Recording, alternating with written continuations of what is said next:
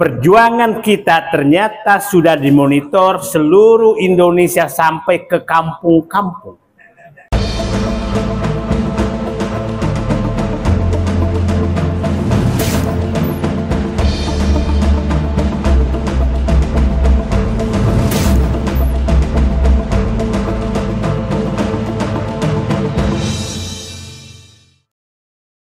Perjuangan Said Didu, aktivis yang tergabung dalam tim advokasi melawan oligarki rakus perampas tanah rakyat, dan warga Banten untuk melawan arogansi pengembang Pantai Indah Kapuk II atau PIK II yang didukung aparat penegak hukum dan aparatur sipil negara, ternyata dimonitor seluruh masyarakat Indonesia, bahkan hingga ke kampung-kampung.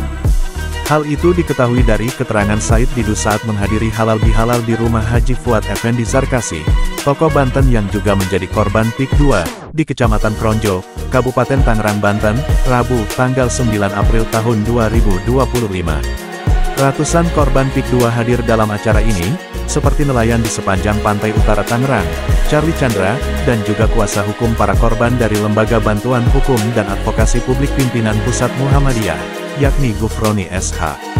Said Didu sendiri terbang langsung dari kampung halamannya di Sulawesi Selatan untuk menghadiri acara ini, karena dia termasuk motor penggerak perlawanan terhadap pengembang PIK II.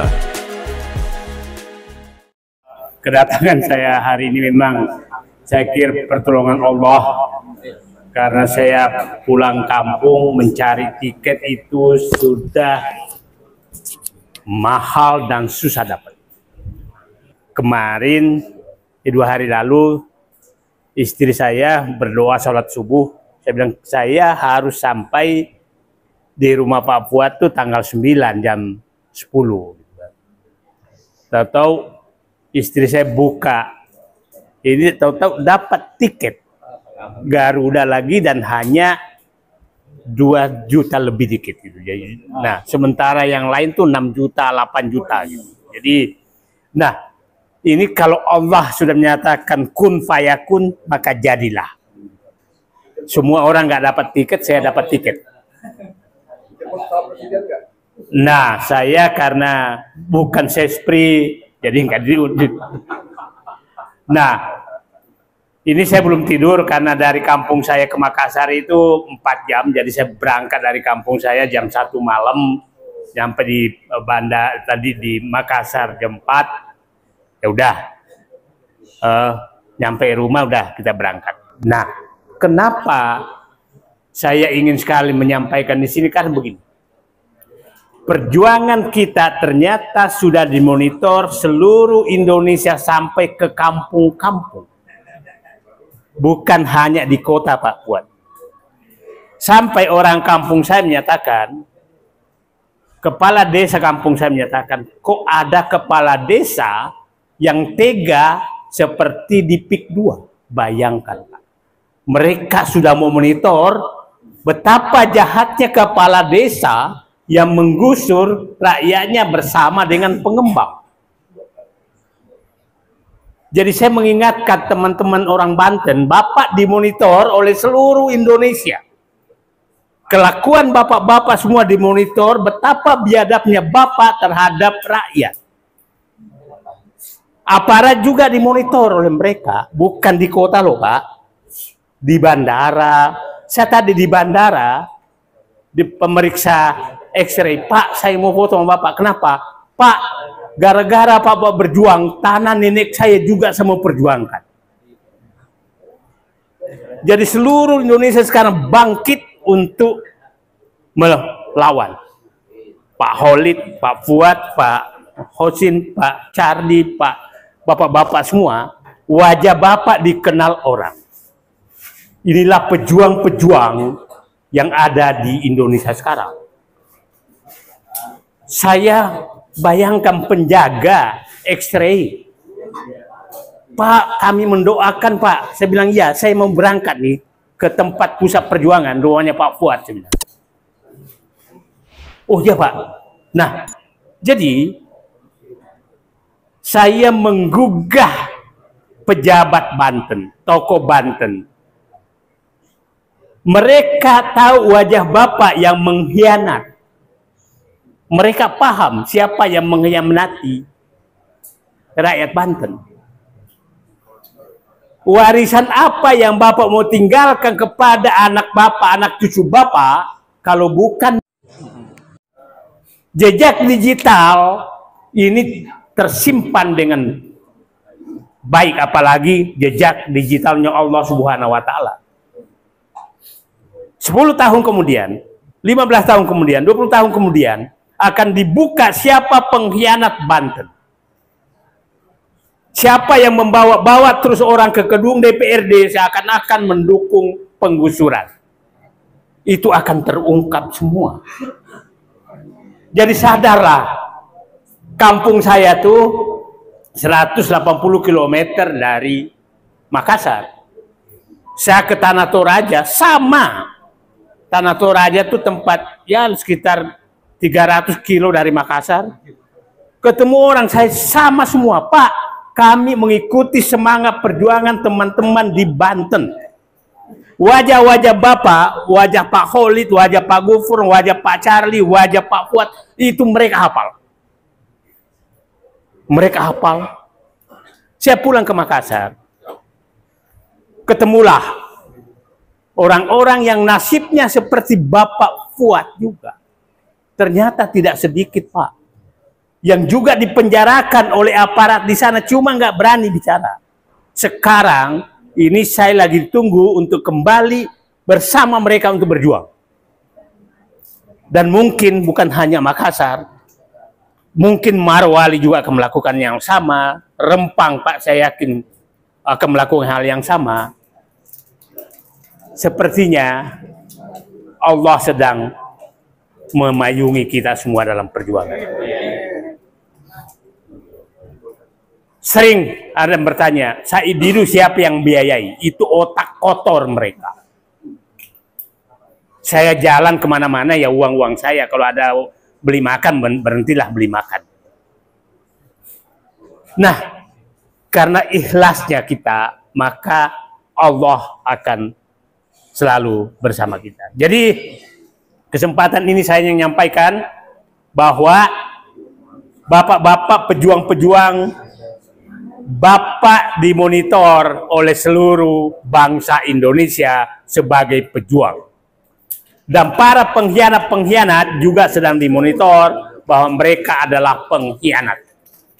Mereka hafal semua yang muncul di TV itu.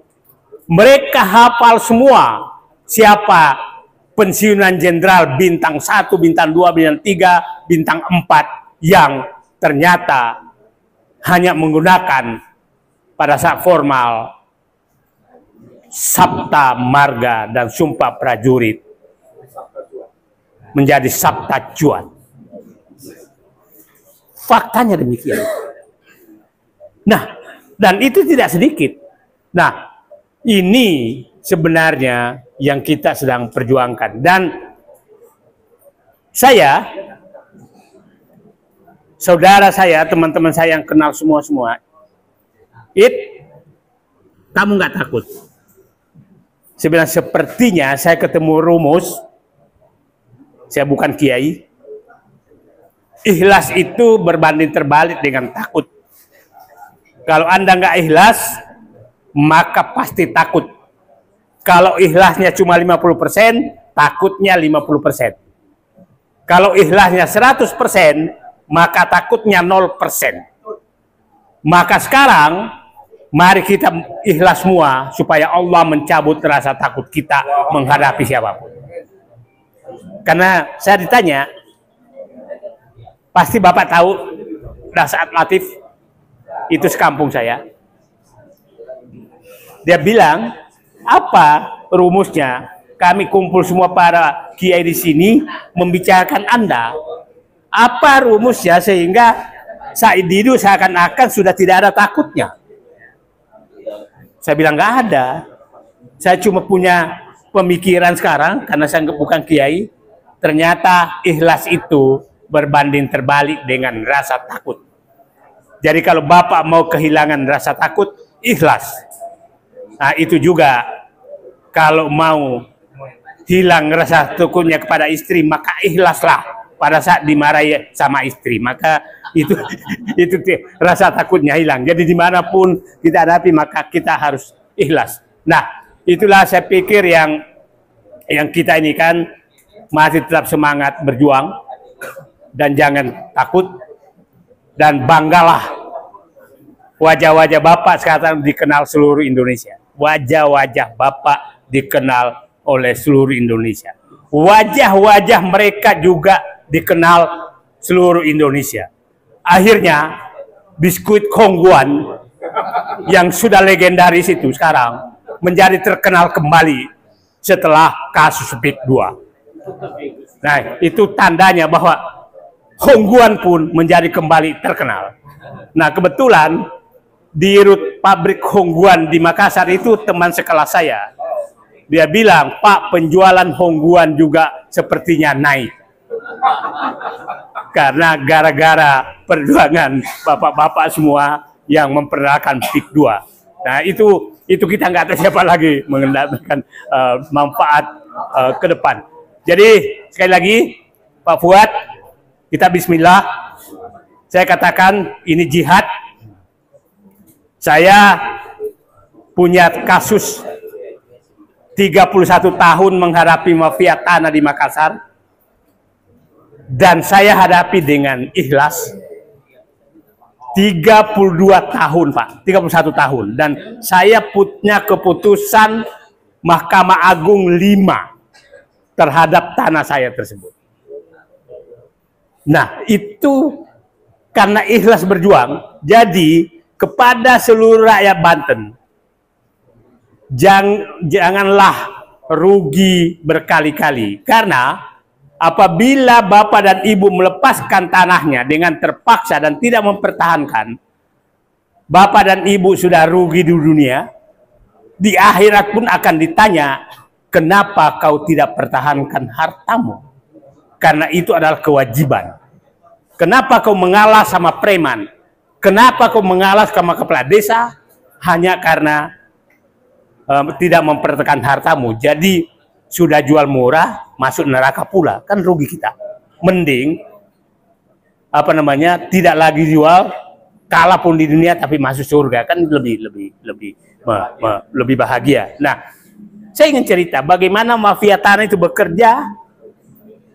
Saya ingin menolong seorang miskin di Makassar dulu karena tanahnya disertifikatkan oleh mantan pejabat warna bajunya hijau. Saya tanahnya sampai 1 hektar, saya beli 2.500. Setelah saya beli, saya menuntut agar sertifikatnya dicabut. So, karena kuat, saya kalah di pengadilan negeri, saya kalah pengadilan tinggi, saya menang di MA. Cabut sertifikatnya. Maka di putusan pengadilan sudah jelas menyatakan 2.500, tanahnya nggak luas-luas amat, 2.500 meter adalah tanah saya hidup. Datang mafia tanah, karena harga tanah naik, mafia tanah pasti kenal semua orang Makassar tuh, perempuan yang meninggal, ini terus dibujuk yang saya tolong ini, digugat lagi saya bahwa saya belum bayar tanahnya. Berperkaralah saya terhadap orang yang saya tolong. Saya tolong, kalah lagi saya, menang lagi di Mahkamah Agung. Setelah itu, datang lagi mafia lain, karena mafia perempuan meninggal, muncul lagi mafia pengganti mafia perempuan. Mafia ini membiayai lagi, ini pengacara, terus di PK lagi saya. Menang lagi saya. Habis itu, dia tuntut lagi, supaya Pak paham, dia tuntut lagi sertifikatnya bahwa ini bodong, padahal ada tanda tangan dia. Tuntut lagi, menang lagi saya, udah 4 ya. Terakhir, bayangkan Pak mafia tanah kurang ajarnya, itu 10 tahun sebelum tanah saya itu beli, ada orang berperkara terhadap tanah itu, dan orang itu berperkara, ada yang menang, dan itu minta dieksekusi 10 tahun setelah saya beli. Terus tanah saya mau dieksekusi, saya nggak tahu.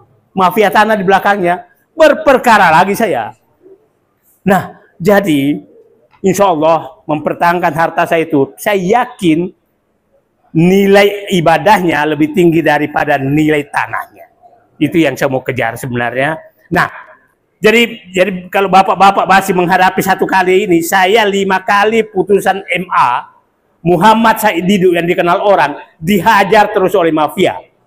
Dan jangan heran, mafianya tuh semua unsur ada. Ada preman, ada LSM, ada beberapa tokoh agama. Tokoh agama besar di Makassar datang ke rumah, ternyata mafia tanah juga. Ya, jadi ya itulah fakta yang kita bayangkan, tidak malu-malu datang ke Jakarta ketemu Said Didu mengurus sebagai mafia tanah. Padahal saya kenal dia sebagai tokoh agama. Habis itu saya jamu baik-baik, apa urusannya Pak? Begini, tanah kurang ajar. Kau ini tokoh agama kok jadi mafia tanah? Profesor, dokter juga mafia tanah. Jadi memang agenda kita sekarang Pak Fuad adalah mungkin saya katakan kalau Pak Prabowo mendengar, dajjal terdahsyat di Indonesia adalah mafia tanah. Itu yang kita harus hadapi. Yang lain tuh Fir'aun kecil. Ya, koruptor Fir'aun, tapi dajjal adalah mafia tanah. Nah, saya pikir dajjal ini yang kita harus habiskan, karena dajjal inilah, mafia tanah inilah yang merusak semuanya. Itulah saya pikir, mohon maaf, saya biasa bicara keras, karena kalau kita lemah lembut, nggak didengerin, keras aja nggak didengerin. Apalagi lemah lembut. Oke? Sekali lagi Pak Fuad, kita bismillah, kita sama-sama semua, mari orang Banten muncullah sebagai pahlawan, jangan muncul sebagai pengkhianat. Wajah kita dimonitor. Terima kasih. Assalamualaikum warahmatullahi wabarakatuh.